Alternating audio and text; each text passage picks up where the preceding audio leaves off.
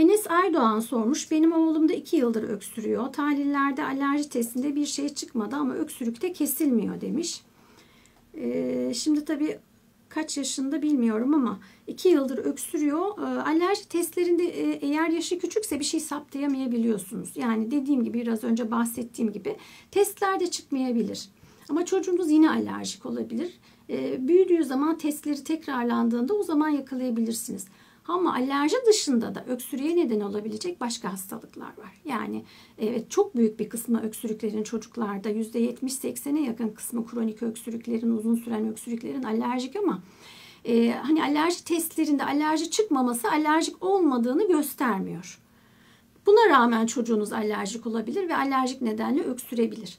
Ama alerji dışında da başka nedenlerin akla getirilmesi lazım testlerde saptamadığınızda. Yani bizim işte kistik fibrozis dediğimiz veya işte çok sık yine çocuklarda görüyoruz. Rinosinüzitler, burun tıkanıklığına, geniz akıntılarına bağlı öksürükleri çok sık görüyoruz.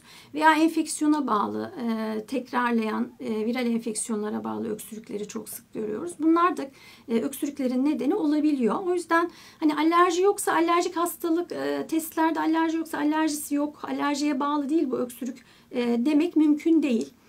Ama alerji yoksa başka nedenleri de mutlaka göz ardı etmeden araştırmakta, bakmakta fayda var. Çünkü bazen bağışıklık sisteminin bazı hastalıkları da yapabiliyor bunları.